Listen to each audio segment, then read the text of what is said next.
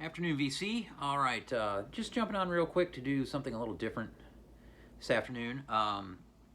So my friend Joe Sloan, really good friend of mine up in Winston-Salem, has released a solo acoustic album, or I guess you can call it an EP, um, onto his YouTube channel.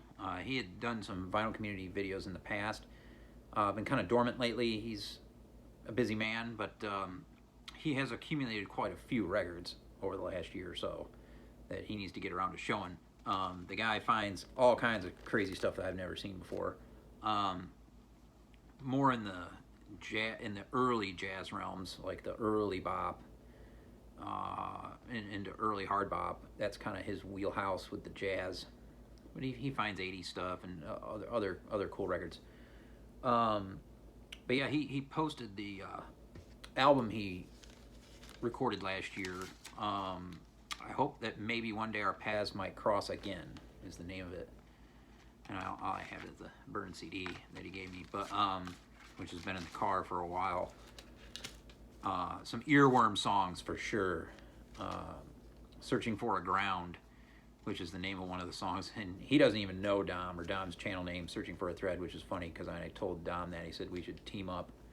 But yeah, so check out those songs if you like singer-songwriter material, because it's just him and an acoustic.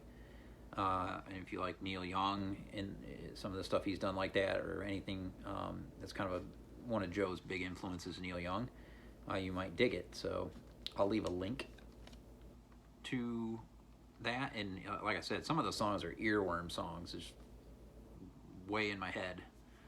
So I just wanted to give him some love and support his channel. And yeah, I know I first met Joe through the band Five Times Down. I had lived below the drummer Cheetah, Chad, and yeah, I ended up going to a show and ended up, they needed help with merch, and so I sat in, and then that was it. I was the guy from there on. But yeah, they did. This was the first album, self-titled on Brown Tooth Records, and of course, Looking Down the Barrel, the opening song on this. This is rap rock from the 90s. That song opens the Carrie 2 soundtrack, and it opens in the movie Carrie 2, the Rage Carrie 2, that Stephen King flick. And then he's also the current lead singer of a band called Dixie Lee Box in Winston-Salem. They've done a bunch of albums. I'll show you those, and their cover art is unbelievably classic. The self-titled from 2007, and then all the photos are of Charlie's dad when he lived in Miami. I guess they were the coke whores down there. And then this album cover is not really appropriate for the times, but it is what it is. Dixie Lee Box, the Jihad 500, which is Tony Stewart teen kissing the bricks. Yeah, that's pretty crazy stuff. They did a couple EPs piggybacked off the Jihad 500, More and Faster. And then Propane Nation, which I love this artwork. And Joe's the lead singer of this band. Charlie plays guitar. A lot of influence from Longfish. I would say there's a lot of repetitive guitar that Charlie likes to play in this band. It's a bit faster at times than middle to later Longfish. A little more rockin'. But yeah, good stuff.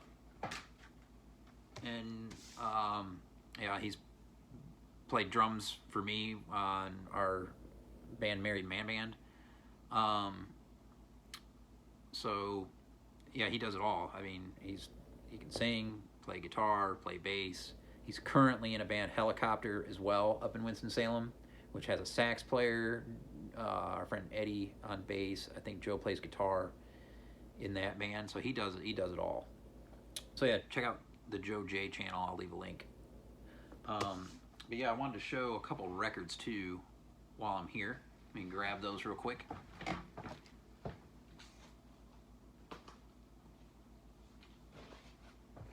See if I can find. I had a couple more come in the mail. Surprise, surprise. Let's see if I can find them.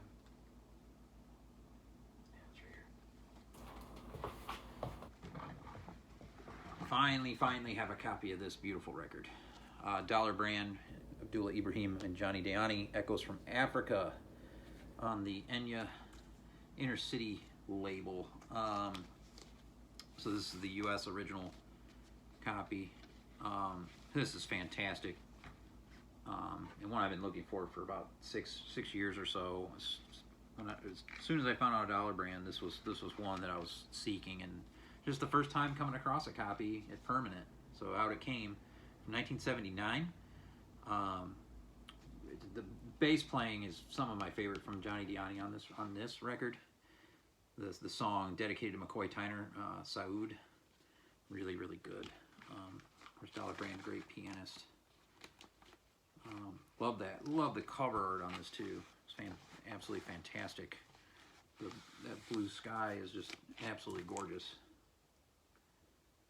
So yeah, great South African pianist, Dollar Brand. And then this beauty, Hawkwind Space Ritual double. This is a first US pressing from 1973 on United Artists. And yeah, usually, like Dom said, you find this thrashed.